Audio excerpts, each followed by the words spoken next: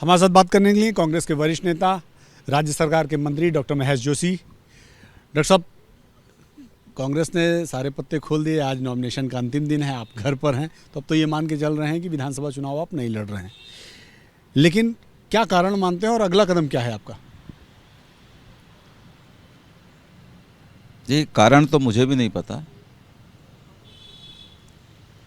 तरह तरह की बातें सुनते हैं, लेकिन जब तक कोई हाईकमान का कोई अथॉराइज कोई पर्सन या मुख्यमंत्री जी या प्रदेश कांग्रेस कमेटी के अध्यक्ष जी या प्रभारी जी जब तक नहीं बताते हैं कि ये कारण है,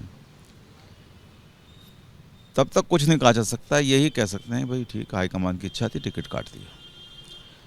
लेकिन आमतौर पर बिना कारण कोई काम होता नहीं है। अकारण तो एक ही चीज़ है, अकारण ईश्वर है। बाकी सब चीज़ें अकारण होती हैं। मैं नहीं जानता क्या कारण है, लेकिन ये सही मेरा टिकट कट गया। और जैसी मेरी फितरत है कि मैं निर्दलीय चुनाव लड़ने की सोचता नहीं। पार्टी का अनुशासन से बंधा हुआ आदमी हूँ, पार्टी का अनुशासन में रहता हूँ, मैं चुनाव नहीं लड़ रहा।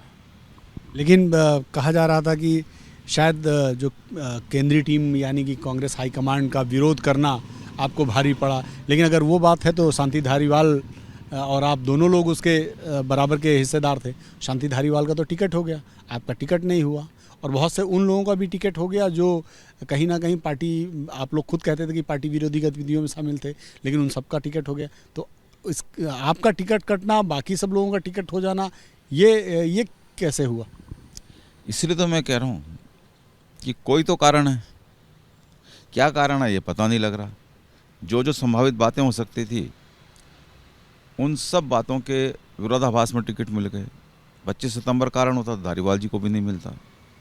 मुझे खुशी है कि धारीवाल जी को टिकट मिल गया, लेकिन कारण मेरे समझ से बाहर है। मैं कोशिश करूंगा, आमतौर पर मैं कारण पूछता नहीं, लेकिन इस बार मैं निश्चित रूप से कोशिश करूंगा कि मुझे कारण बताया जाए कि मेरा टिकट क्यों काटा गया। हाईकमांड का विरोध करना तो नहीं आपको भारी पड़ गया? मैंने कहा ना, अगर ऐसा होता तो धारीवाल जी के टिकट के बारे में आप क्या कहेंगे? और भी कहा जाता है कि जल जीवन मिशन में लगातार ईडी की छापेमारी हो रही है, और चूंकि आप पीएचईडी मंत्री थे और आपके विभाग का ये बड़ा मामला है, और भाजपा बड़े मंचों से लगातार जल जीवन मिशन घोटाले के नाम से इस पूरे मसले को उठा रही है, तो वो एक बहुत बड़ा कारण हो सकता है। नीरज जी, ईडी ने तो बहुत सारे लोगों को बुलाया, कांग्रेस के बहुत सारे लोगों को नोटिस दिया, बहुत सारे लोगों से पूछताछ करी। ईडी का बुलाना, ईडी का नोटिस देना, मुझे तो ईडी ने नोटिस भी नहीं दिया अभी तक। मेरे विभाग के अधिकारियों को, इंजीनियरों को दिया, उसका वो जवाब देंगे। न तो मेरे यहाँ पे आज तक ईडी ने छापा मारा, न ईडी ने मेरे को कोई नोटिस दिया। इसलिए ये सोचना कि ईडी कारण होगा,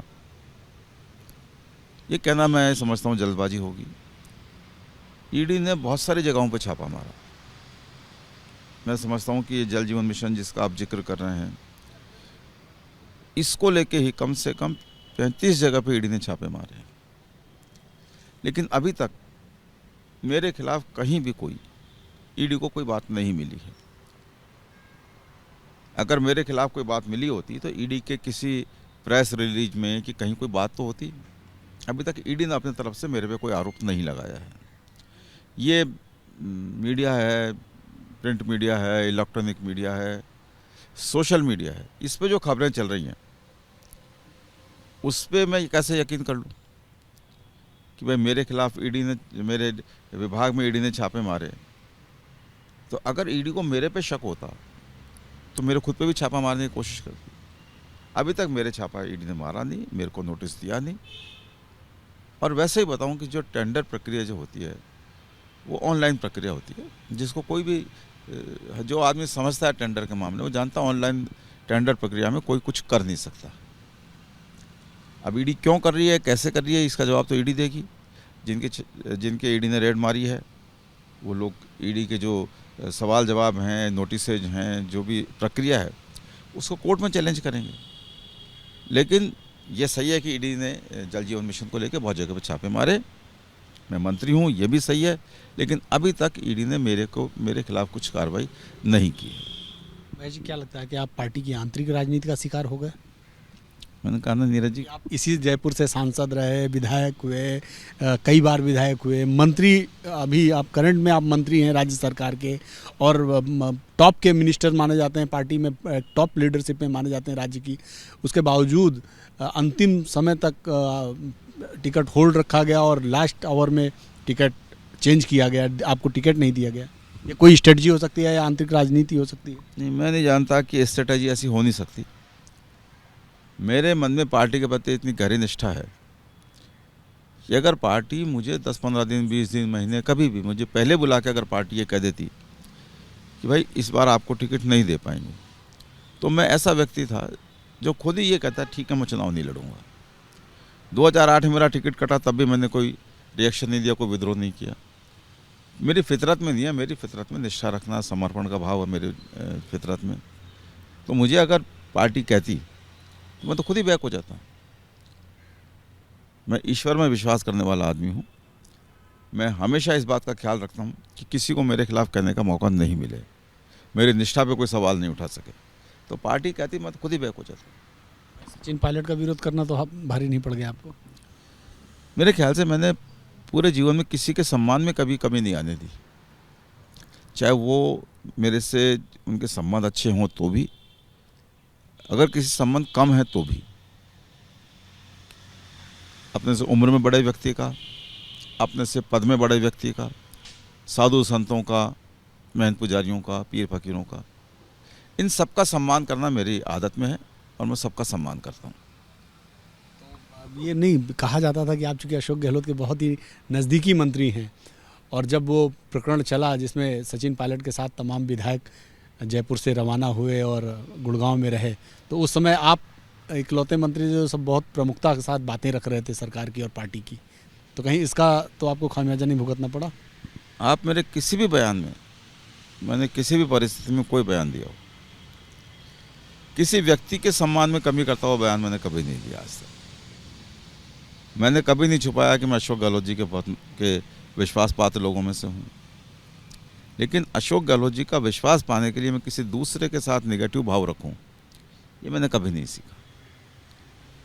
मैं अशोक गहलोत जी के प्रति निष्ठा रखी, पार्टी हाईकमान के प्रति निष्ठा रखी।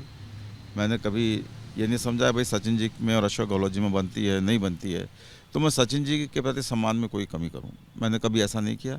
इसलिए मुझे नहीं लगता कि सचिन जी हो या कोई भी नेता हो, मैंने कभी उनके सम्मान में कमी नहीं करी।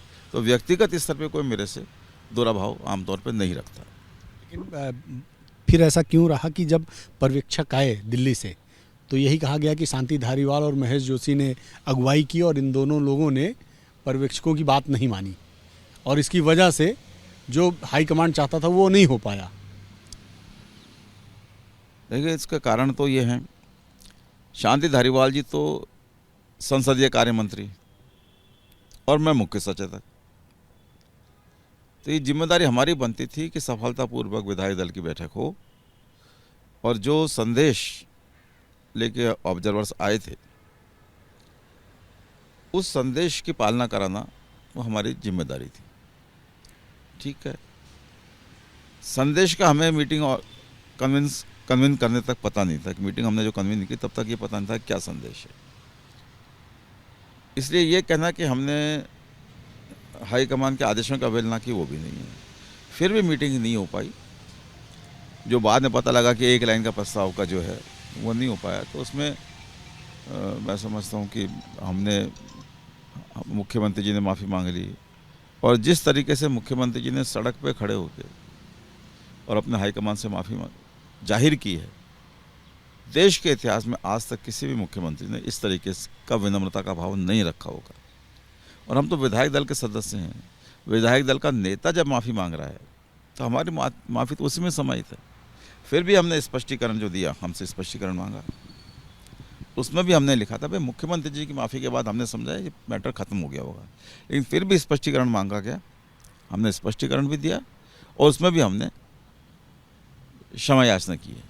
तो मैं नहीं समझता कि इस विनम्र भाव के बाद में कोई बात बचती है, ऐसा मुझे लगता है नहीं बचनी चाहिए।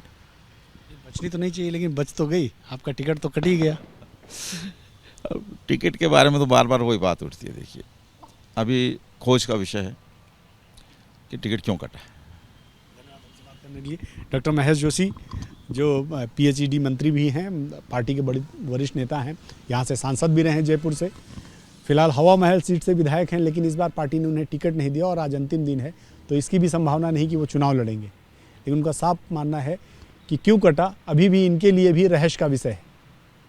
कैमरामैन सुनील के साथ नीरज पांडे, एबीपी न्यूज़, जयपुर।